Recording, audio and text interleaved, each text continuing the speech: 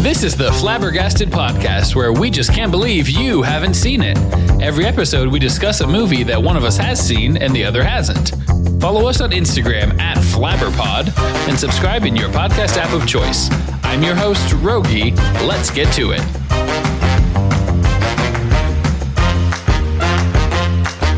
We're going to be discussing the 2014 Wes Anderson adventure comedy crime film, The Grand Budapest Hotel. Grand Budapest Hotel is about a writer who encounters the owner of an aging high-class hotel who tells him of his early years serving as a lobby boy in the hotel's glory years under an exceptional concierge. Isn't it the story about a kid reading a book that the writer wrote who encountered a da-da-da-da-da-da?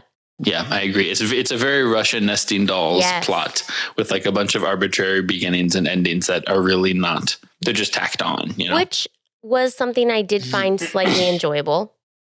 We need to count those because there's not a lot of them.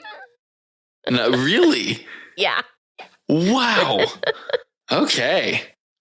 Grand Budapest Hotel stars Ralph Fiennes, who you'll know from playing Voldemort in the Harry Potter movies and from other films. F. Murray Abraham. F. Murray Abraham is barely in this.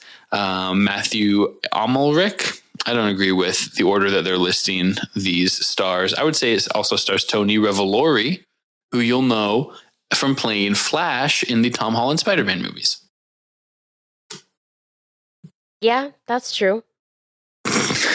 Not even close to a smile from Jessica on that one, folks. I wouldn't. The FaceTime was dour to say the least. I didn't put that together. I knew I recognized him. That. I did have to look it up. It is Flash, which is crazy because in 2014 he's playing like an 18-year-old and he's playing a 16-year-old. 2 years later in Tom Holland: Homecoming. So Grand Budapest Hotel. I was surprised Mr. Jude Law is in it, who I recognized by the voice before I saw his face. Mm-hmm. Mm-hmm. Not a lot of Jude Law. Nope. That's why you didn't like it, because we teased you with Jude Law. And then there was way less of it. Yeah, we took him away. It would have been better if there was just no Jude Law in it at all, to make you think that was an option. So here is the deal, is that I like a lot of the things about this film. I like the cuts, the camera work, and the sets I think are amazing. I did write that down. Like set design is definitely a thing, but I did have a note for that one. Let me pull up my notes again because my iPad locked on me. But this is a professional outfit, guys. We pull up our notes during the podcast. That's right. It's relatable. It's real. Yeah. We're not pretending to be any kind of highfalutin. So it is definitely a choice. The color scheme and everything is definitely a choice. So I do like it, but also, at the beginning of the movie-ish, at one of the beginnings of the movies, when he's with the Countess, whoever, and he holds her hand and he's like, oh, I hate that color on you. It's horrible or whatever. I'm physically repulsed by it. So I can't decide if I love the set design so much or if I'm just like so... Like, I just cannot look away. It's like a car crash. I just can't look away by being fascinated by like all of the crazy colors and what he's doing there. I'm not saying it's a bad thing. Like, it's definitely making me watch it. It's just notable. It's just, it's very, notable. That's interesting. It's causing a strong reaction in you, but you can't tell if it's a positive or negative one. You just know that it's strong. That's true. Wow. What I'm struck with every time, this is the second time I've seen Grand Budapest Hotel, the first being, we haven't even done that stuff. Have you ever heard of this? Had you ever considered watching this? You owned it. I think that we ended up buying it when like movies were on a bundle or something like that, and it came with it. But I kept getting this confused for the Exotic Marigold Hotel, which I just was trying to see when that one, that came out in 2011. So this was... What you said, 2014? 14, yeah. So I don't know why I was getting them confused, but no. Outside of that and just hearing that it was a movie, I don't remember anything like really notable about it. Yeah. We just popped it in randomly once we were babysitting for some of our friends. A kid was in bed. We saw it on the shelf and just put it in the DVD player. And it was my first Wes Anderson. It was your first. This was my first. Jared did say he looked it up and somebody was like, this is in like one of his top 3. Like, whatever publication, that this was one of the high ranking ones, like one of his best films. It's very Wes Anderson-y. He had full creative control, I think, over whatever's going on here. I'm struck by, so like we said, it's a Russian nesting doll situation. You've got the way back where it's a girl reading a book, and then you've got the author. It's like how he got the information for that book. And so they build, I'm assuming there's multiple sets. There's the hotel later, like 30 years later, and then there's the hotel in its prime with Ralph Fiennes and young Tony and young Zero as opposed to old Zero. Which kind of made me wonder if they filmed that like chronologically or actually reverse chronologically, because they could be building this set and making it look like it was falling apart. Yeah. So like, I wonder if they filmed it like that, which would be interesting. Yeah, I have a lot of questions. Like, how being a good one, like you said. Also, why? Like, I get it. Like, they're purposely setting it in 2 different time frames. But like, was that worth it? Like, is that even like? Is right? That it wasn't needed? Vital to the story without. Yeah, I'm not saying it's not. Yeah. It's just it again strikes me as an interesting choice. Because it makes me love it even more. Like, this is a hotel that it's a fictional hotel that I've obviously never been to. It's in a movie. And when I see the old version of it, I'm immediately nostalgic for it at its height, its prime, right? In its glory years, which doesn't make any sense. I wasn't even alive in either time period, the later years or the glory years. And this is literally so the only exposure that you have to it. It's not like you've seen. That I could have. It's fictional. Yeah. But I want to go there. I wish that I was there. I'm like, oh man, remember like back in the day when concierges were good at this and like all that stuff. I don't know. I don't know why it gets me. I don't know that it's about that hotel in general, or let me rephrase. For you, it might be about that hotel, but I hear what you're saying, but I apply it to like maybe somebody being really good at their job and you're going to a hotel and you feel like they have everything taken care of. They're catering to you. They are meeting your needs before you know you have them. Like it just feels very, what is the word? Not homey, because it's obviously not home, but like all encompassing. Yeah, like you're really the center of whatever's happening as a guest. So it seems like you would feel very comforted and taken care of and like just family almost, like you're very connected with them. Of course, that could all be completely fake because maybe they don't really like you. They're just getting paid to do that. However, that's what the movie is like portraying. Like you come in and you're being taken care of and it's like you're home away from home kind of things. I mean, I guess those experiences are still available at like resorts, all-inclusive resorts in Mexico. I mean, I'm sure they're in other places too, in Florida and stuff like that. But not, there's not one down the street in my hometown.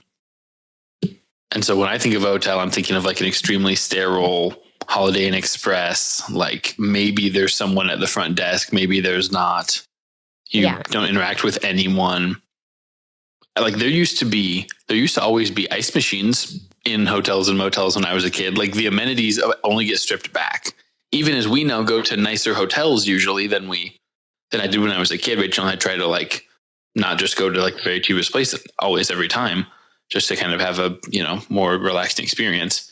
There's still not more. It's not like, I don't know. There's no shoe shine guy in the lobby like of the Wyndhams that we're going to. And they're not greeting you by name. Hi, Mr. Merriman. Oh yeah, no, of course. I think that's definitely the other thing is this portrays it as an experience, which that does exist out there occasionally.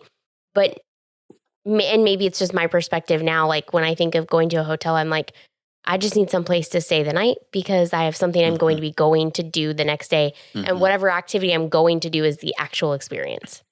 As opposed to the hotel in and of itself being the destination. Yeah. Right.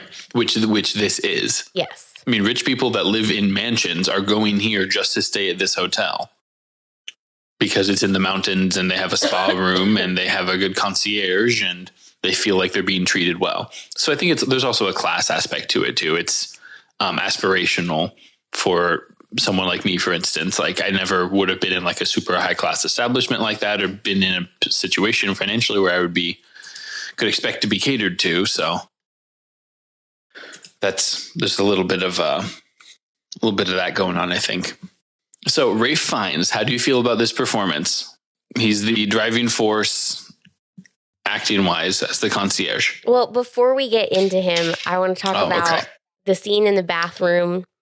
And by bathroom, I mean like in the baths area. And blah, blah, blah. And Mr. What's his name? Jude Law. No, the other guy. Zero. Yeah, which I didn't really get a clear picture from how he went to Zero to Mr. Mustafa. Or I can't remember if that's Mr. Mustafa, yeah, I think. Yeah. But I like how he said the question was come up, like, how did you get the hotel? And he made the comment, well, if you're merely being polite and you must tell me if that's the case, or if you really care, I'll tell you. And I totally relate to that because I actually even do this with Jeremy. He'll ask me a question and I'll start going into it. And then I'll be like, this is actually a bigger story than just like a couple sentences. So then I like broaden my scope of my story. And I'm like, wait, do you actually want to hear the story? Because I don't have to tell you the whole thing. I can pare it down because I don't want you to get bored. So I totally relate to that. And I'm glad somebody put it into like actual words and a scene.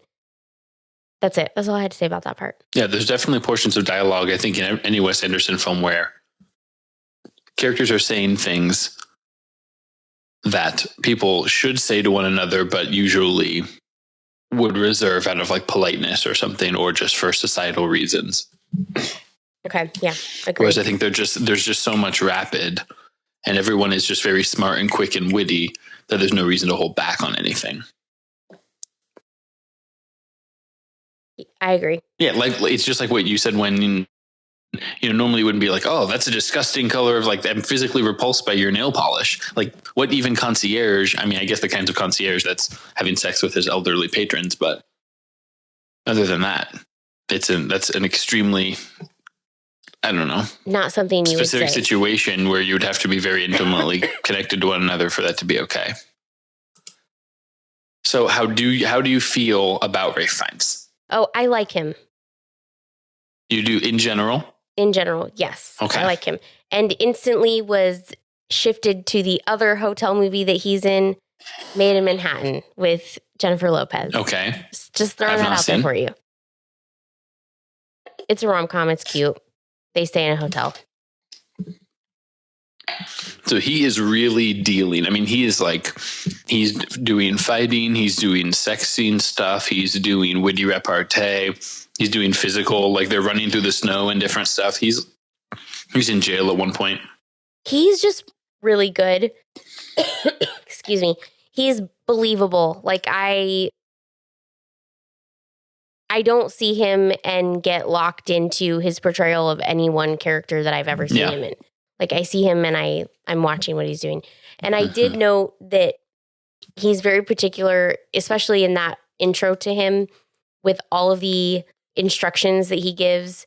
Go do this, this, this, this, this, this, and this. And it's like really long instructions. Like honestly, if you were giving those to me, I would be writing them down because I would not remember them. And I like that because it's funny in a couple ways. Like one, it's just a bit because it's so long. But then the other thing is that he really knows what he's talking about if he's listing out exactly the way that he wants you to do it. And he knows that's what he wants done. Yeah. That's just another example of dialogue that is enjoyable to listen to. And we're not even pretending that it's realistic. Right? Like you said, you would hand, if you had that specific of a list, you would hand a kid on his first day a note that says, go do this and this and this and check them off. And then make sure that, you come and get me when it's done. So I love, there's two scenes that kind of bookend the heart of the story for me. And they're when, Ray finds is standing up for Zero on the train. The first time that they come in and they about get in a fight, but the commander has him stand down because he's defending, Surprise, the Edward kid with his Norton. immigration paperwork. Yeah, Edward Norton. Yeah, I mean that's Wes Anderson films too. Is surprise Bill Murray, surprise Jeff Goldblum. I did like that he was standing up for him, although I wasn't really clear outside of just the scariness, for lack of a better term, of him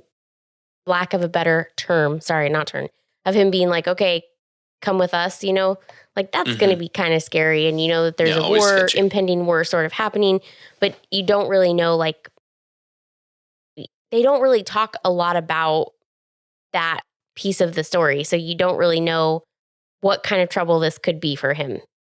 Mm-hmm. So I find that interesting.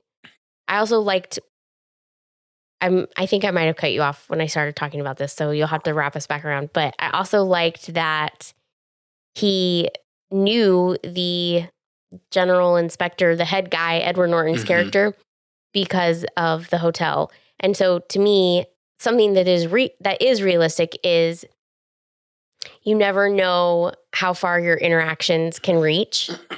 So because he was a delightful concierge to this, at one point, young boy's family, it is helping them out in a way that keeps them on their travels and not getting Zero in trouble. Mm-hmm. It's a Wonderful Life, right? You're having an impact on things in a way that spreads. It isn't always like obvious on the surface. Yes, I haven't seen that movie, so I'll take your word for it. That'll be our Christmas episode.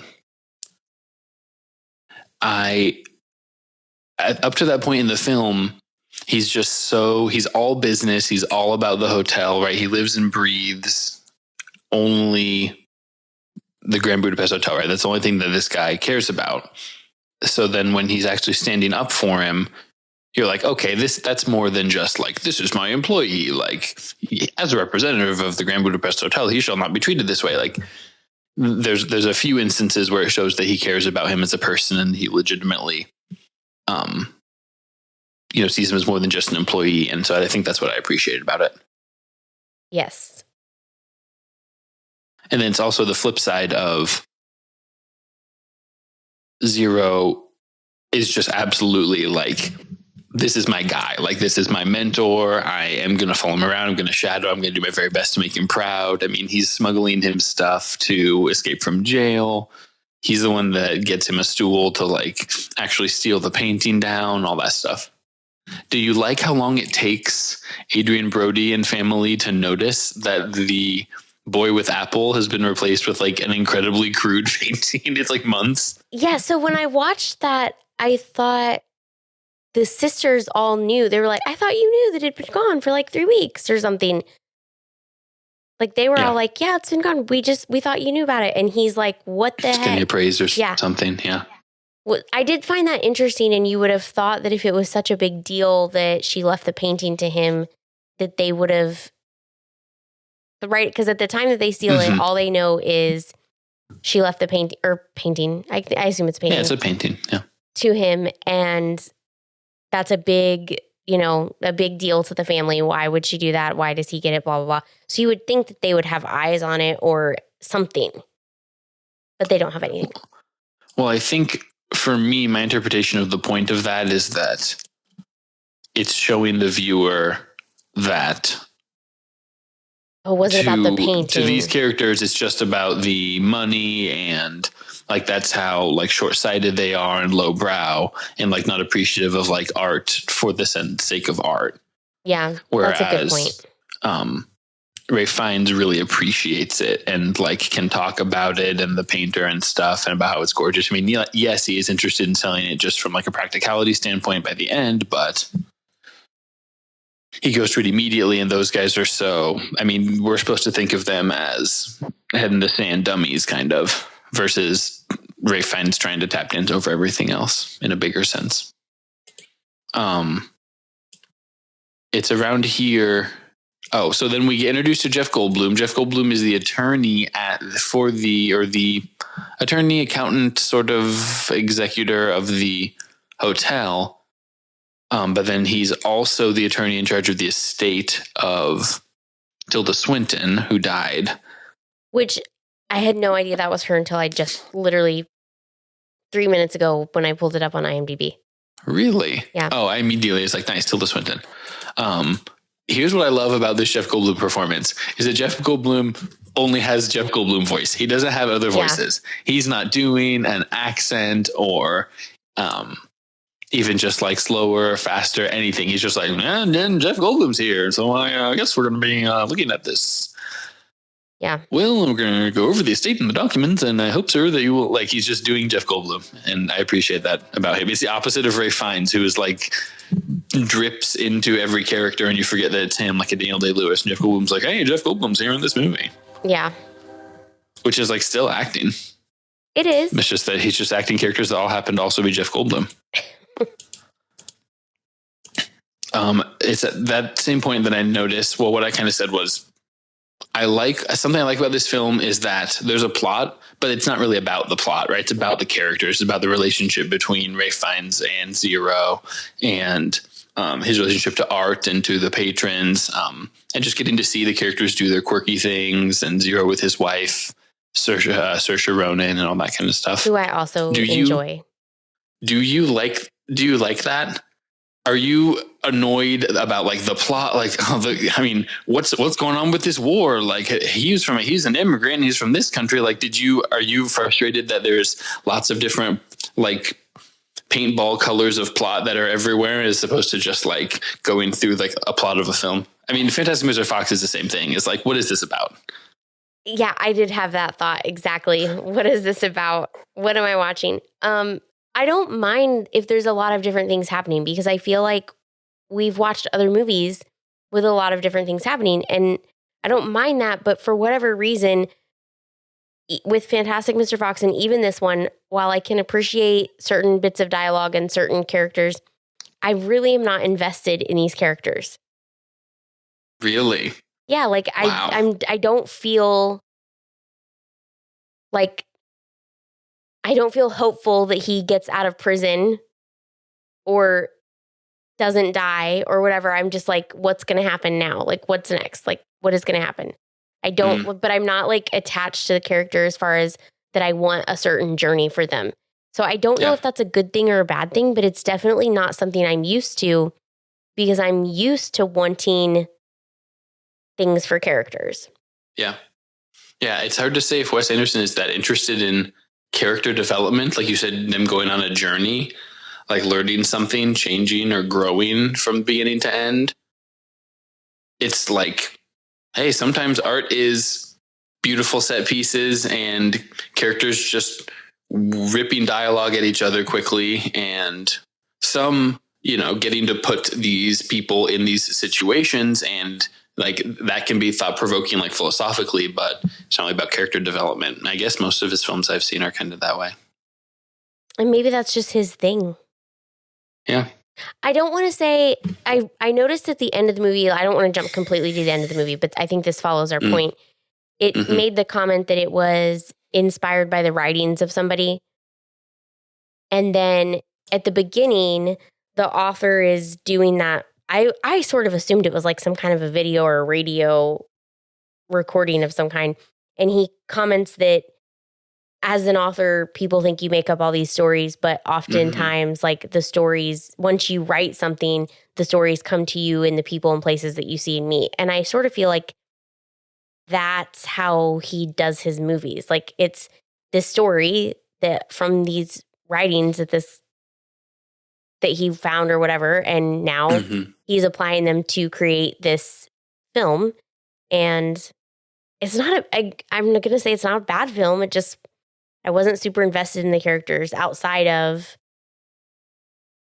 where is this going? What is happening? Yeah. Just trying to figure out what's happening because it's not very concerned with holding your hand and making it obvious what's happening. I don't know. I feel like I don't need necessarily things to hold my hand either. Like I like to figure it out. I don't know. But there's nothing to figure out in this film. Yeah, and maybe it's that's not about, what it he is. doesn't care if you figure it out or not because he's like, figure what out? Like that's there's nothing to figure out. I just want you to see how these people interact with each other. That doesn't matter anymore.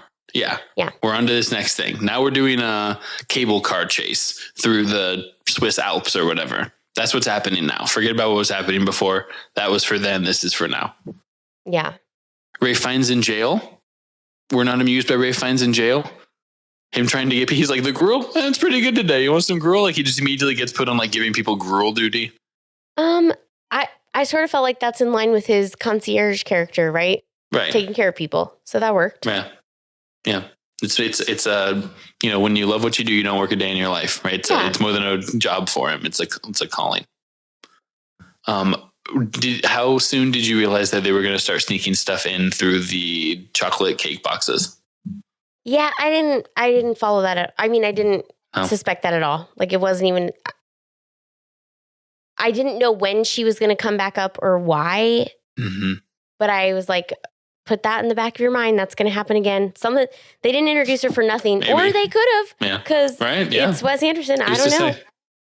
Yeah, I think it's cute when the guy is clearly, and you see just a close up of like some hands and like a conveyor belt, and he's clearly inspecting the gifts that are being given to someone in jail or presents that are being brought. Yes, and he's like, "Oh, it's a bag of apple." He's like, "Chop, chop, chop!" Like he's chopping everything up. Then he opens the Mendel's box, and it's just this gorgeous little like confection thing. He's like, it is too pretty. Okay, like I'm not going to ruin that. Like that's, I at least have like that basic level of human decency of like that I can appreciate the beauty in this small thing. Yeah. That's it. I don't know. That's what the movie's about, I think, is appreciating the beauty in that small thing. Well, you make me feel bad that I wasn't like more excited about it, Rogge. Geesh. You don't have to be. It speaks to me. And not everything speaks to me. Not everything that speaks to me is going to speak to you. And that's fine. The one prison guy, the other inmate, I know from something and I was trying to figure it out. Oh my gosh. Is he the, oh, hang on. He was the guy who was like, we got to go. And then they left. I don't know. He was shorter-ish. I'm just going to keep making statements while you look this up. Okay, go ahead. Saoirse Ronan has a birthmark in the shape of Italy on her face. Yeah, I don't know what that was about, film, but okay. It's for no reason. Why not put a birthmark in the shape of Italy on Saoirse Ronan's cheek? I was surprised that because I think of her in Little Women as being late teens. I guess Lady Bird was even before that. So actors are just so good at playing different ages. Isn't that called babyface? When you can play a high schooler even when you're in your 20s. I think it's also, yes, but I think it's also how they outfit you and make up you. And oh, of course. Like they definitely. The magic of the movies. What did you think of the Jeff Goldblum, Willem Dafoe museum chase? Did you think he was going to make it out or that he was going to get caught? I was like, I don't even know what he's doing there. Which one? Jeff Goldblum. He's running away from Willem Dafoe. That was the whole thing. He's just running away from, I was like, why did you go to the museum anyway? To try to lose him. Okay, that works. For some reason in my head, there was going to be a mirror maze of some kind. That's always a classic, right? If someone's tailing you, you go through a mirror maze, they think they see you a bunch of times and they get all confused. Don't see you, and then it's a whole thing. Yeah. Yeah. He was really,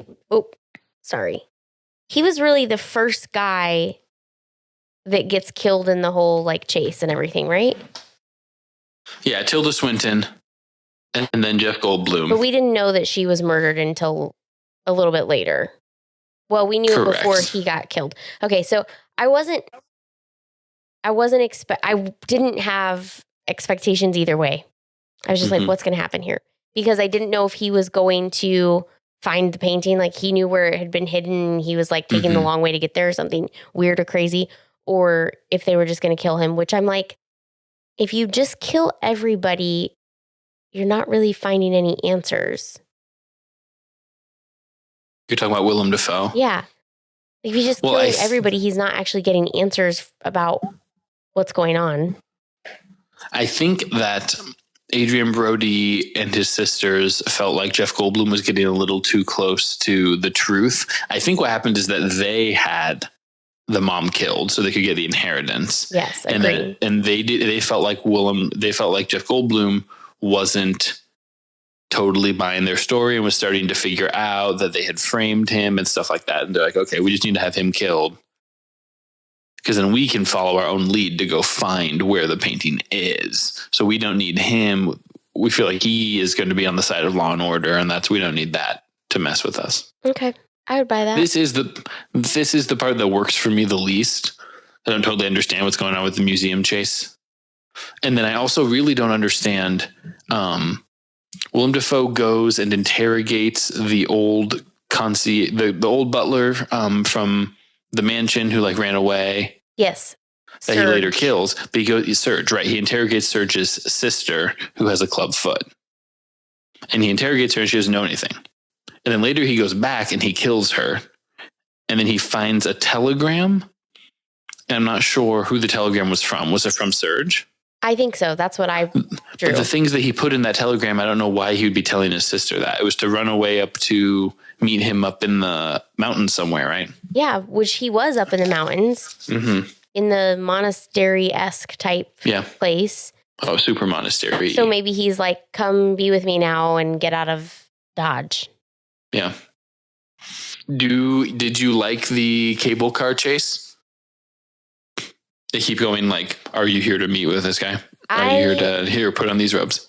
Jumping from cable car to cable car. Hold on a second, because I think my favorite part was right before that, which is the order of the two keys or whatever it was. The Society of the Crossed Keys, Bill Yes. Murray's mustache. And they're calling all of the concierges and they're like, Owen Wilson. Yes. That I think was my favorite thing, because I like that idea of, you see it in even more modern time period pieces, like this idea of this assistance network or whatever you want to call it. Yes. Yeah. And I really kind of like that feeling. And I think it's probably applicable too. If you can get over the whole, they're potentially competition, you realize that the network is more helpful than it is hurtful if you share information. So I liked that. I liked that they were there for him. And yes, I did like the cable car chase. And I liked when at the very end, he's like, yes, I am. Come on. They all stop. ask the Stop question. asking me. Yeah. Who else would I be at this point? Obviously. Yeah. And then he's like, confess. And he's like, I'm innocent, which I thought was kind of funny. And he's like, no, that's not what I mean. And then Zero's following him along everywhere. He's like, you don't take, I'm not Catholic, so I don't know, but I don't think you take two people into the confessional, but okay. Whatever. Yeah, maybe it's some sort of very specific sect of, way down the pipeline of different variations on. I don't even know if it's supposed to be a Christian denomination or if it's anyway. It could be anything. It was definitely very vague on that aspect. Yeah. So then they ski down the mountain, or they sled, because Willem Dafoe's on skis and they're on a sled. And that is just peak. This is just peak Wes Anderson for me. The muted color, things are super sped up. We're doing sharp cuts. We're getting the first person perspective, and then also the right on their faces as they're trying to slalom with the camera flipped around at them. And it's just wild. And so that kind of epitomizes that's what he wants to be doing, especially in an action scene. It's just you can really feel the fingerprint of the director on that stuff. Yeah. Yeah, even though the only other film I've seen by him has been animated.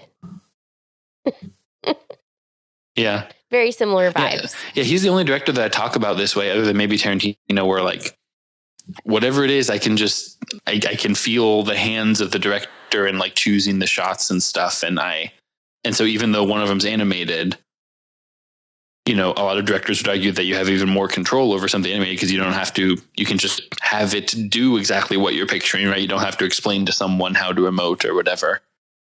And if their goal is to be imparting a vision, he does a very good job. I'm not saying his films are the best in the world, but I am confident that I understood what he was going for at the end of watching the film more than I am with most other directors.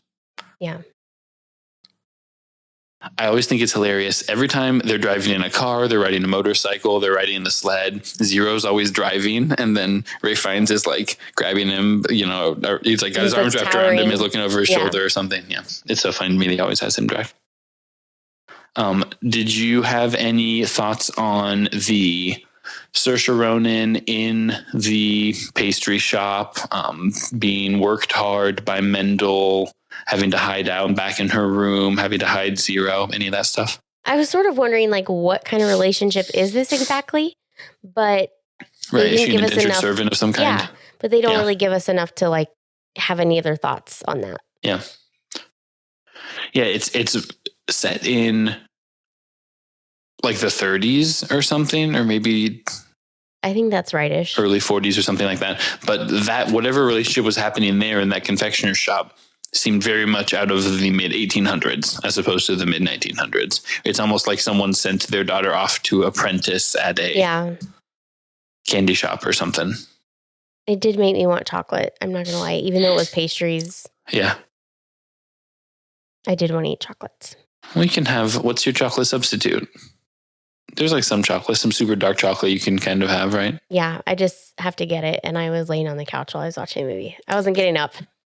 I peopled a lot this weekend. So I was like limited activities. Mm-hmm. Did you notice the music at any point? It really hit a high for me when they got back to the hotel at the end and they're dressed in the Mendel's outfits and everyone's shooting at each other and the music was just going crazy. Did you notice any of that? I wasn't paying attention to the music particularly, but I liked how she came in with a special delivery and then they came in with a special delivery. And I thought that was kind of funny.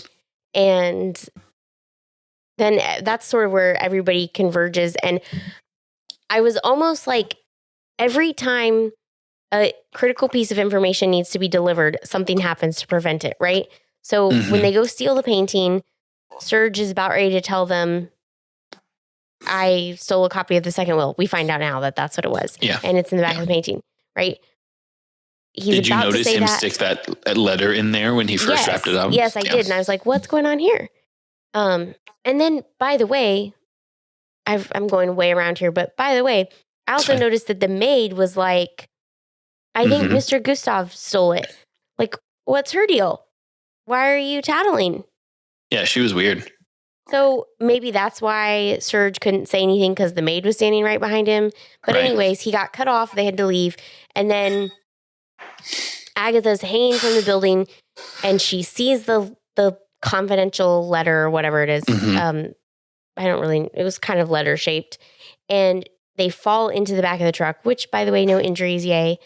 And I'm like, oh, great, she's going to have knocked out or something, or, what's happening. But she says it. You kept watching scenes and going, what's happening here?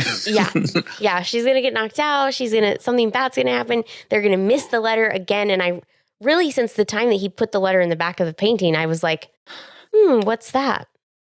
So I'm glad that they finally got to the bottom of it. But I did find Chekhov's letter. Yeah. Very interesting that as they're seated at the table and Edward Norton's reading the second copy or the copy of the second will, I think is what they call it.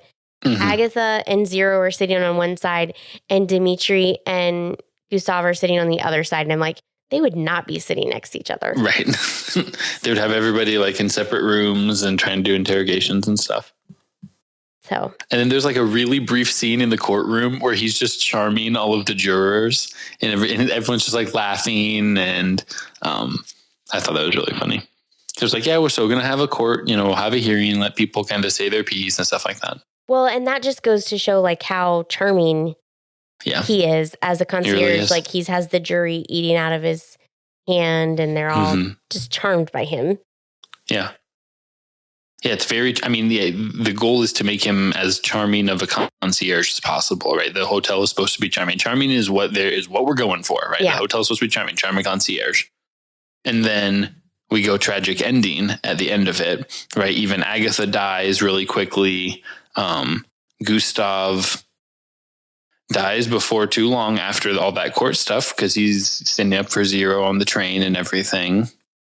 Yeah, which kind of bummed me out when he ripped up the little transportation card that Edward Norton's character gave him. And I'm like, okay, this isn't going to end well. You also knew that because, right, they flipped to black and white. So that kind of stunk. I mean, we're talking, the whole thing is a flashback from Mustafa's perspective. And so if Gustav was still alive, he would have been there, right? Things just would have been different. So. Right. Yeah. And I liked how at the end, he's like, you know, he left it all to me, which we knew was coming because you knew that was the kind of relationship they were going to have. But then also when they were talking about selling the painting, he was like, of course, when I die, I'll leave everything to you. Mm-hmm. Which I did kind of feel like that was, what is the word? Like, a little foreshadowy, but also like that was not necessarily repayment for his loyalty, but he did what he said he was going to do after all that they'd been through. Yeah. And he didn't back out or find a different way to do anything else. And they stayed together. I liked that. Yeah. He wasn't just using Zero as this committed bellboy. He like really did care about him. Which sometimes you don't know because he's like, of course I'll pay you for your services to be whatever, and my personal valet. I can't remember the other things. So you're like, he's like carried his luggage and stuff.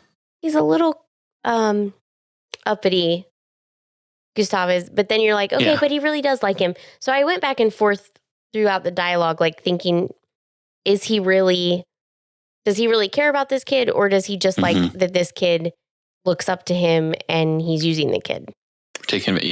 Who else would? Taking advantage of him, smuggle all that stuff to get him out of jail. Well, he gets him out of jail, and then he's like, okay, where's our getaway outfit? Where's my perfume? He's just so disappointed that he doesn't have a safe house and everything. And the kid's like, oh, I'm sorry. I did the best I could, And he tells the story about him being from his war-torn homeland with all his parents being killed. And my friend's like, I have been an idiot. I was really stupid, and I am so sorry, and thank you. I liked that too because you're with him. You're like, why wouldn't you bring disguises? Why wouldn't you bring a different change of clothes? Why wouldn't you do any of this stuff? And then he says all that and you're like, okay, well, I guess how would you know to do literally any of that stuff really? So we kind of went on that journey with him, I think. Yeah. Did you notice that while they're having that conversation, he's getting more and more mad? In the background, the other inmates are like beating up a bus driver and then stealing the bus. Yes. And I liked how, too, I honestly didn't like when they were doing all the quotations and everything from poetry, but I did like when he starts he's so like, bad. Hold that thought. I want to hear the rest, but we need to go right now. Put a pin in that. Yeah. Because that's great. Yeah. And I'm like, I hate that, but it was comically introduced for sure. Did you notice that all of the concierge guys from the Society of the Crossed Keys or whatever are at the wedding? Like Bill Murray and Owen Wilson, some of those guys are at the. I love that. And I love that they're all in very like brightly styled costumes or uniforms, as in the movie uniforms. But for us watching the movie costumes, I loved that. Very identified by the hotel. I think my favorite scenes are anything that's showing us the inner workings of the hotel when it's still at its peak, when he's still the concierge, and Zero's being a great lobby boy. Like the scenes in the like dining hall kind of areas where he's reading from his poetry and like everyone just starts like eating because he has like 47 stanzas to get through. It's just like how dedicated he is. I like seeing the bedrooms that the staff is in and just how sparse they are and like how much the hotel running well, like how much pride he takes in it. I think that's my favorite stretch of the movie. I like that, but if you like that, I think there are other movies that could get you that feeling just as well. Okay. So it depends on if you really liked it because of the characters or if you like this whole nostalgic idea of the hotel being run in a really like great way. It's hard to say.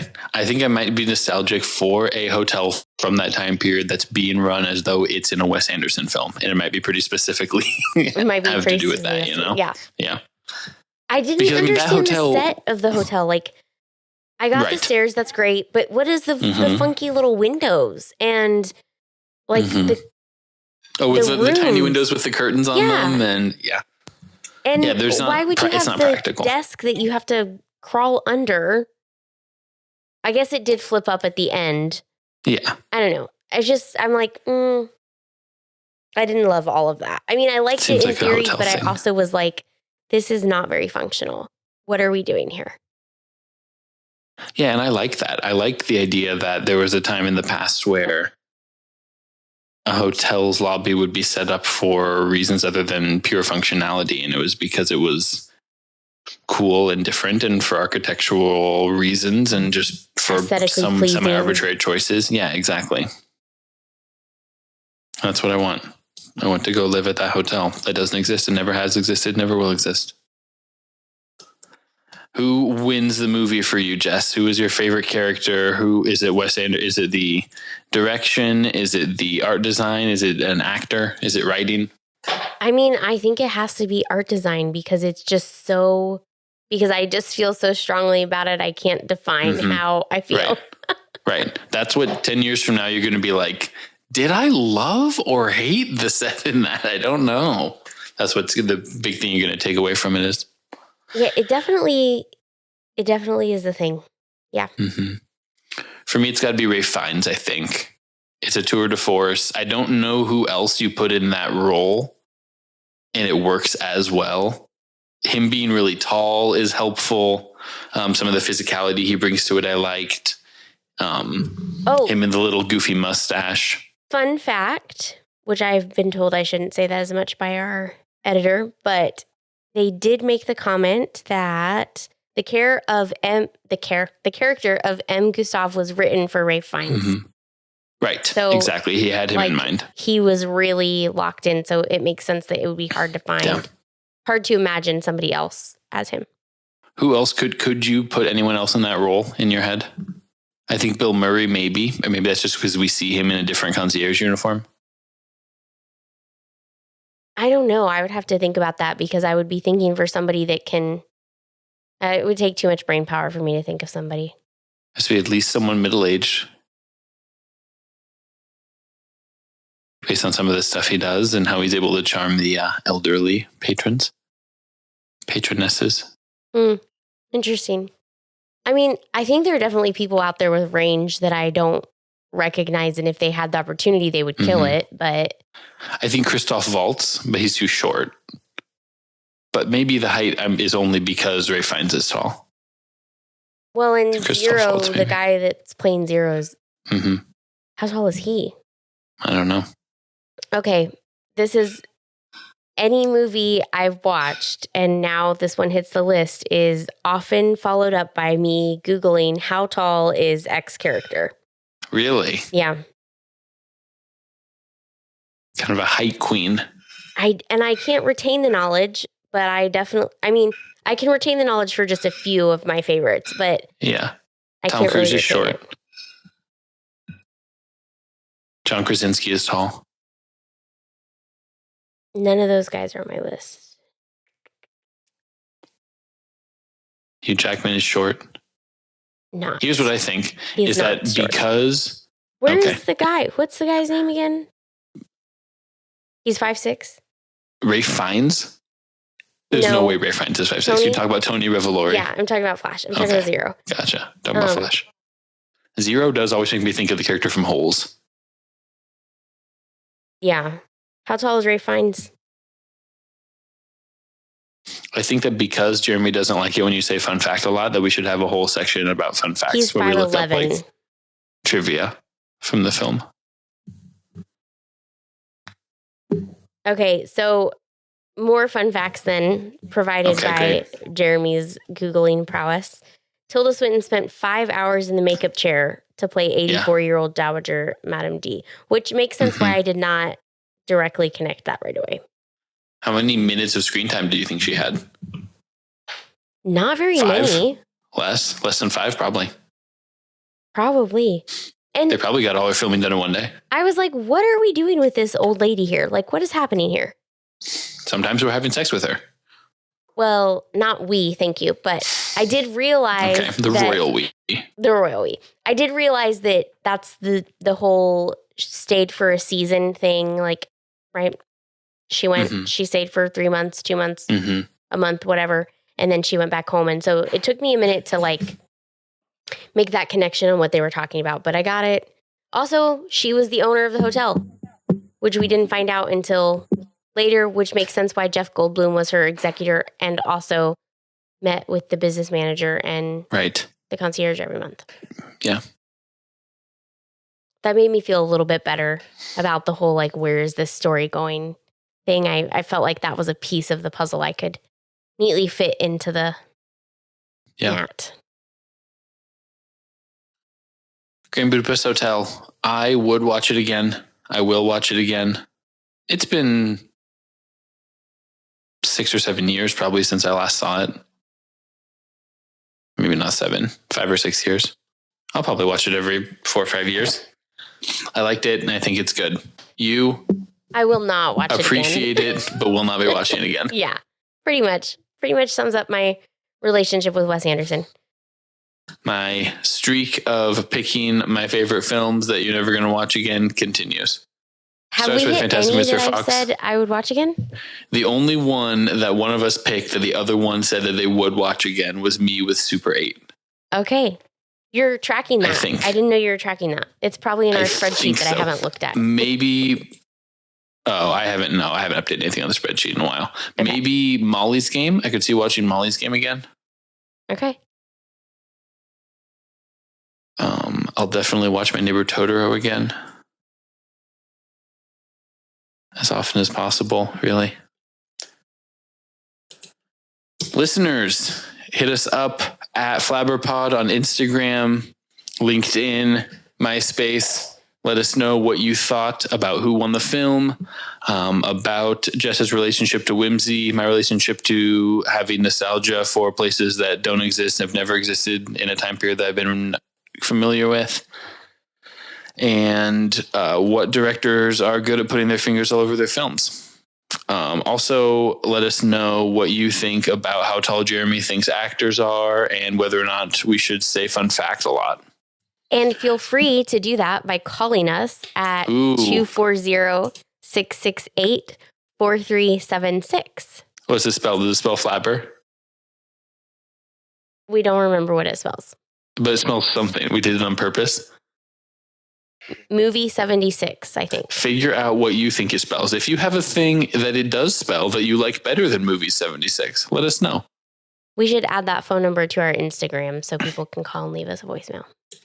In keeping with how I handled this exact same thing with Muggle's Perspective, I do not plan on learning the phone number, and I plan on making you look it up and say it every week. Every week. I should just stick it to the board. Year. Stick it to the board. I understand what that means, and it's relevant to me. Thank you, Jess. Thank you, producer Jeremy. Thank you, Fred and George. Might have made some bark-based appearances at different points. I don't think we heard from Daphne. No, she's laying down. And join us again next time. Thank you. Bye. Bye.